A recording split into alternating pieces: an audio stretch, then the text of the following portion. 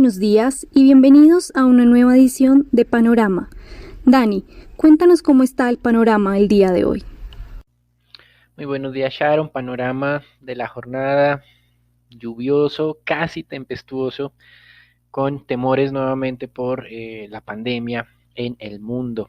La noticia del día está en el caso colombiano, relacionada a la publicación de resultados de Ecopetrol, los cuales debido a un menor spread de precios de venta de crudo colombiano frente al estándar internacional o a la referencia internacional, generó un nivel de utilidad superior a lo que se estaba esperando. Esta es una de las muchas razones por las cuales se tuvo una sorpresa positiva en la publicación del tercer trimestre. Raúl nos ampliará la información en la sección del mercado colombiano. Con respecto al mundo, pues sin duda la cercanía de elecciones en Estados Unidos, el crecimiento de contagios y sobre todo las medidas para contener esos contagios es lo que tiene a los mercados accionarios con fuertes descensos el día de hoy. El índice VIX ha vuelto a aumentar, nuevamente muy cerca de las 35 unidades, todo muy relacionado con un alto nivel de aversión al riesgo. Hoy las acciones europeas se desploman más del 2% y las acciones en Estados Unidos están cayendo cerca del 2%. También están un poco por debajo de este nivel. En Alemania se preparan para una cuarentena moderada. Los restaurantes tendrán restricciones hasta finales de noviembre. En Bélgica el número de hospitalizaciones ya superó lo que fue la primera oleada, que fue en la primavera. Y en Estados Unidos nuevos casos, sobre todo en la parte rural, que es el bastión de votantes que tiene el actual presidente Donald Trump. Con respecto a Estados Unidos, a pesar de esta tercera ola que están registrando de contagios en este momento, la cifra de hospitalizaciones sigue cerca de un 30% por debajo de lo que fue en el mes de julio, pero los avances acelerados de las últimas 3 semanas probablemente terminen generando un nuevo récord de hospitalizaciones en este país. Como ustedes bien saben, uno de los principales problemas es que de alguna manera el sistema de salud se ha rebasado por la epidemia. Con respecto al tema de la campaña electoral, Trump tendrá unas 48 horas frenéticas visitando cerca de 10 estados. Sin embargo, como hemos mencionado, el miedo a la pandemia ha hecho que muchos votantes se anticipen al 3 de noviembre. Ya en este momento, de acuerdo a las cifras que se han venido hablando en prensa, se está superando la cantidad de votos anticipados del año 2016 en cerca de un 50% y pues todavía nos quedan varios días para esa fecha de votación. Estamos en plena temporada de publicación de resultados. Como mencionábamos ayer, Microsoft tuvo un muy buen comportamiento o una muy buena publicación, pero hizo una advertencia a los inversionistas que el crecimiento de esta segunda parte del año no va a ser similar a la del primero. Esto ya lo había mencionado Netflix la semana pasada y parece que esta advertencia generó una corrección bajista en el precio de la acción el día de ayer en el after hour, es decir, en las sesiones de negociación luego del cierre de mercado. Esta caída del precio de Microsoft fue cerca del 2%. Otras compañías tuvieron ayer también el día de publicación de resultados con la mayoría de estas superando las expectativas, excepciones algunas como Eli Lilly, esta farmacéutica que esta misma semana recibía una muy mala noticia de que su cóctel de anticuerpos pues no parecía estar funcionando en contra del COVID. La compañía Eli Lilly perdió el día de ayer en el after hour cerca del 7%. Pero el resto de compañías, también pues Caterpillar no fue muy no tuvo muy buena temporada de publicación de resultados. La acción cae 3% en el after hour, o cayó 3% en el after hour, pero también tenemos a 3M, Pfizer y Merck, que superaron las expectativas, pero cuya dinámica en precios de acciones tampoco fue favorable. Hoy esperamos la publicación de resultados de Ford, de Boeing, de Fiat Chrysler, Visa y Mastercard, entre muchas otras. Recuerden que esta semana casi el 40% de las empresas que están dentro del Standard & Poor's 500 tiene agendada o programada su publicación de resultados. Y en Europa, Deutsche Bank sorprendió a los inversionistas con una utilidad de 182 millones de euros, impulsado sin duda por también los ingresos relacionados con el mercado de capitales, lo mismo que ha venido pasando en los Estados Unidos. En En el mercado de divisas, esta jornada, pues obviamente de alta aversión al riesgo, está haciendo que el dólar se fortalezca casi que de manera generalizada. Las excepciones son otras monedas que se fortalecen también cuando hay alta aversión al riesgo, como es el caso del franco suizo, que le gana al dólar por 0.3%, pero el resto de monedas, la libra esterlina cae el 0.8%, el euro el 0.6%. En América Latina el peso mexicano perdía más del 1% hace algunos momentos, el real casi el 1%, así que va a ser una jornada muy difícil para las monedas de la región. Materias primas no es la excepción, el fortalecimiento del dólar, el riesgo de la pandemia, las medidas de restricción de movilidad, pues están haciendo una importante presión bajista en el petróleo a pesar de la llegada de ese 11º huracán al Golfo de México que paralizó la mitad de las operaciones de BP y de Chevron. El precio del Brent está cayendo de los $40 el barril. Y también, pues, el mercado conoció el día de ayer unas noticias de inventarios del Instituto Americano de Petróleo no muy positivas en el sentido de esperar incremento de precios de petróleo porque los inventarios de crudo aumentaron de manera acelerada 4.6 millones de barriles, los de destilados 2.25. Lo difícil de esta publicación en esta ocasión tiene que ver con que los inventarios de gasolina se desplomaron 5 millones. Consuman más o menos, uno podría pensar que es una noticia mixta, pero bajo el sentimiento negativo del mercado de las últimas horas, pues se han dedicado o le han dado más importancia al tema de los inventarios de crudo que los de gasolina. Y para el día de hoy, pues el mercado estaba esperando que los de crudo solo aumentaran 1.2 millones. Ayer recuerden, los de API aumentaron 4 veces esto. Y esperan caídas en destilados y en gasolina, pues en destilados como vimos ayer, los de API subieron también mucho.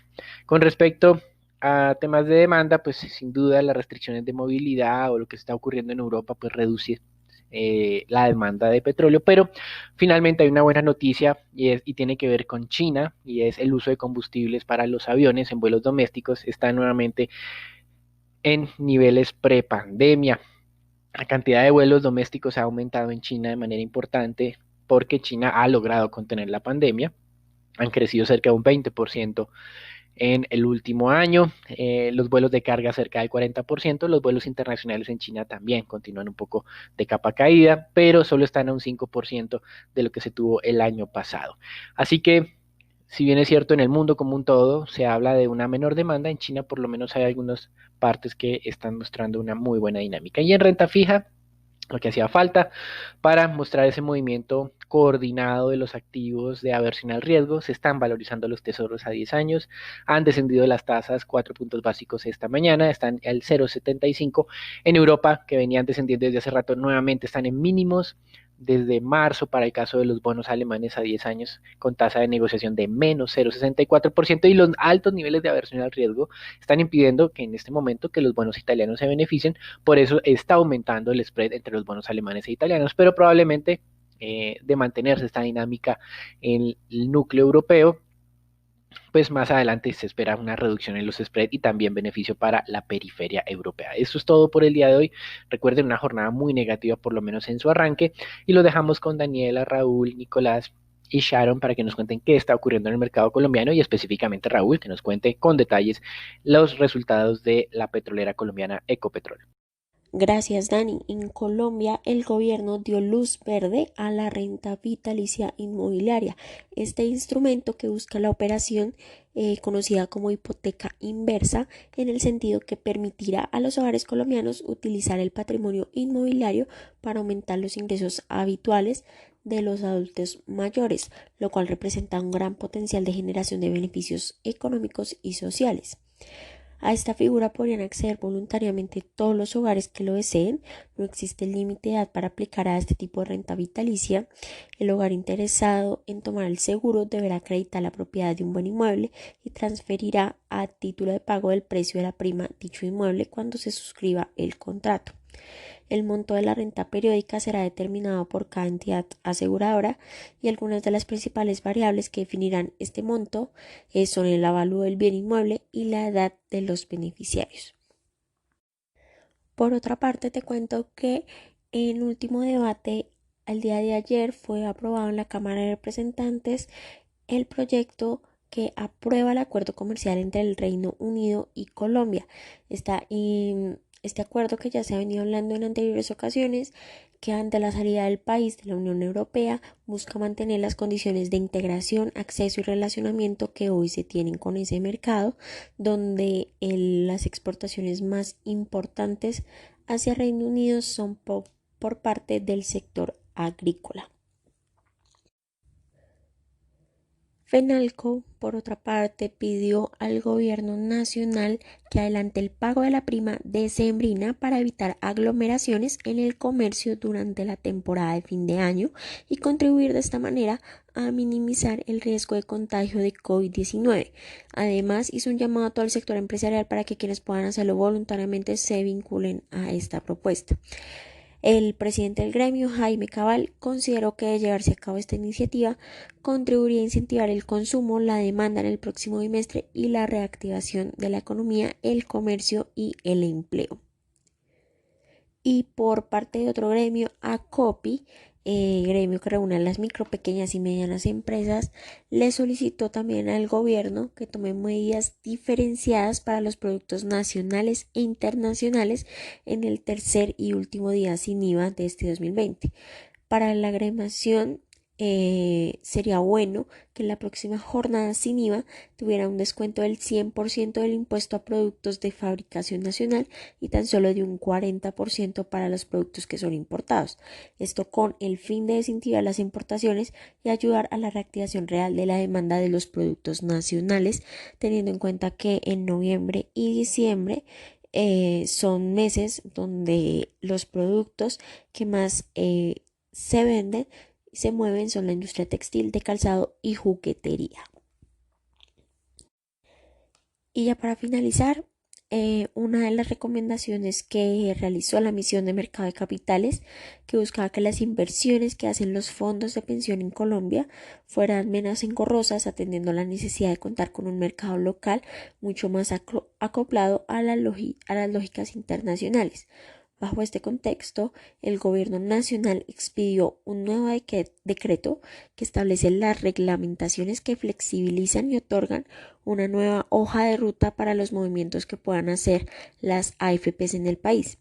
Estas inversiones podrían contemplar inyecciones de capital en empresas o proyectos productivos, incluidos fondos que invierten en fondos de capital privado, así como fondos de capital privado inmobiliario, y también se permitirá que se destinen recursos en títulos, derechos económicos o instrumentos representativos de deuda, conocidos como fondos de deuda privada. Esto sería todo por las noticias de Colombia. Raúl, cuéntanos qué pasó ayer en el mercado accionario local. Muchas gracias, Dani. Por parte del mercado accionario local, el Colcap en la jornada del día de ayer retrocedió levemente, afectado principalmente por ese incremento de las volatilidades en el plano internacional lo corrido de la semana, aunque mantuvo los 1.160 puntos. Se negociaron 85.000 millones de pesos, donde la especie más transada fue Ecopetrol con 18.000 millones. La más valorizada fue con Concreto con un 6,6% y lo más desvalorizada fue Grupo Argos con un 3,5%. Para hoy, el índice colombiano podría seguir perdiendo un poco de valor, afectado principalmente por esas preocupaciones en los mercados internacionales. Por el lado de noticias, Ecopetrol dio a conocer actualizaciones sobre su plan de negocio, donde ven un flujo de caja operativo de alrededor de unos 1.900 millones de dólares a cierre de año, un break-even de caja de menos de $30 por barril debido a la resiliencia y las eficiencias por parte de la petrolera y un indicador deuda bruta EBITDA de menos de 3.5 veces. Finalmente, esperan una producción de 700.000 barriles día a cierre de año. Por el lado de los resultados de la compañía, consideramos que estos fueron positivos, superando las expectativas del mercado, a pesar de la coyuntura retadora, dado principalmente los ingresos totales crecieron un 46% trimestralmente, aunque se contrajeron un 31,6% año a año, favorecido principalmente por una recuperación de los precios del crudo en pesos y una sorpresiva estabilidad de la producción total. Cabe recordar que la producción en crudo se veía bastante débil, la recuperación afectado también en parte por un problema con comunidades para la reactivación de ciertos pozos, pero se fue compensado por un incremento en la producción de gas ante una recuperación de la demanda de gas de las térmicas y el sector industrial, y también impulsado por un crecimiento de los precios de la canasta de gas del 9,2% año a año. De igual forma, ante la reactivación de la venta de crudo a clientes como Corea del Sur, India y España, y un incremento de la canasta de los precios en referencia a Brent, el diferencial de la canasta mostró una relevante recuperación pasando de $11 a $7, impulsando un crecimiento de las ventas internacionales del 47,3% año a año. El grupo registró mayores eficiencias, generando una expansión del margen EBITDA de 20 puntos porcentuales trimestralmente y volviendo a recuperar niveles no observados desde 2009 por encima del 40%.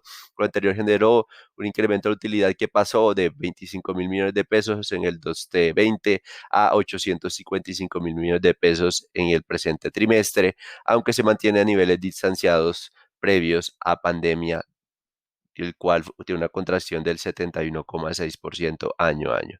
Por otra parte, los resultados de Cemex Latam Holdings fueron negativos, en línea con lo esperado, dado un ajuste contable ya previamente anunciado por la compañía. Cerró con pérdidas de unos $109 millones debido al deterioro no monetario de activos intangibles y activos en desuso, representado en el rubro de otros gastos. Sin embargo, desde el punto de vista operacional, observamos un mejor desempeño de la compañía, donde las ventas aumentaron un 41% trimestralmente y representan una caída de tan solo un 15% año a año. El EBITDA incrementó el 10% año a año y un 73% trimestralmente, lo cual consideramos como buenas noticias, mientras que el margen EBITDA también se expandió 5,5 puntos porcentuales en términos anuales, ubicándose en 24,2% para el cierre del tercer trimestre del 2020.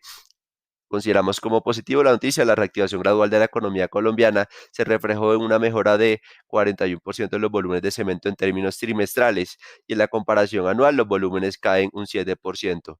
Por el lado de los precios, estos crecen un 3% año a año, aunque se contraen cerca de un 5% en términos trimestrales. El efecto trimestral se explica principalmente por una mayor participación de los volúmenes en Colombia, donde los precios de cemento se mantienen más bajos al resto de las geografías.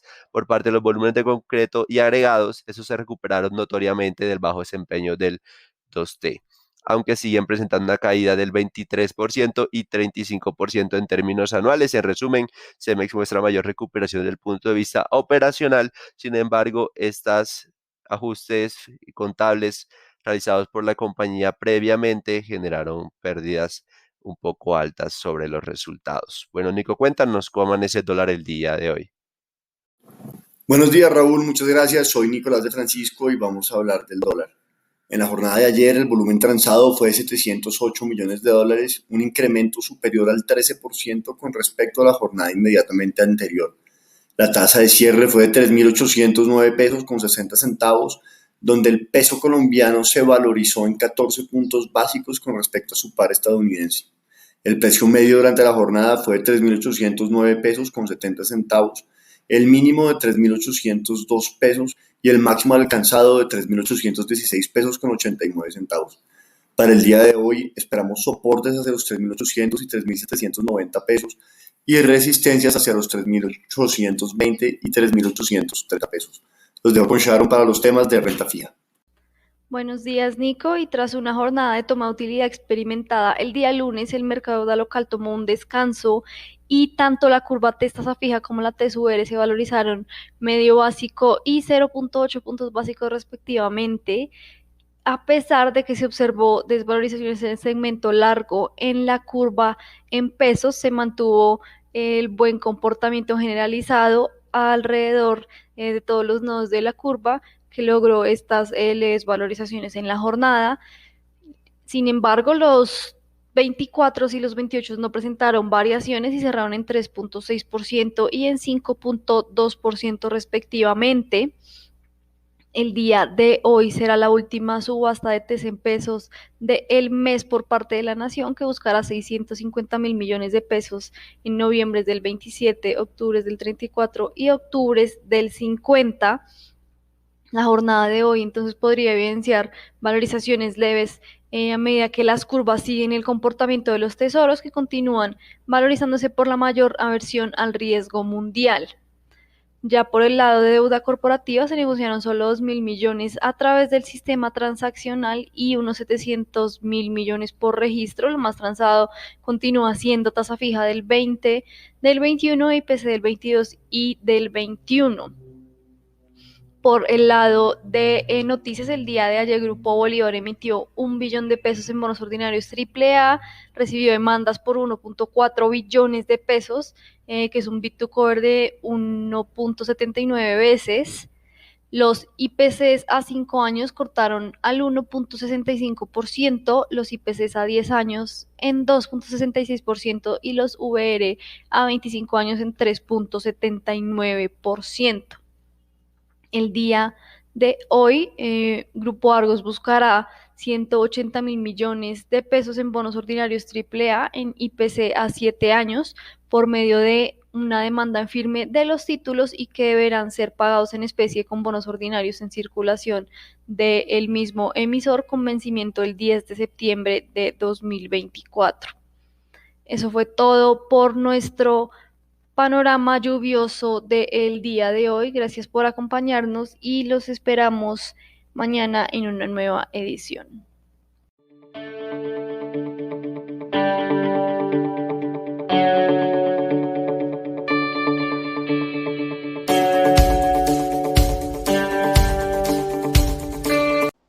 El contenido de la presente comunicación o mensaje no constituye una recomendación profesional para realizar inversiones en los términos del artículo 240.11.2 del decreto 2555/2010 o las normas que lo modifiquen, sustituyan o complementan.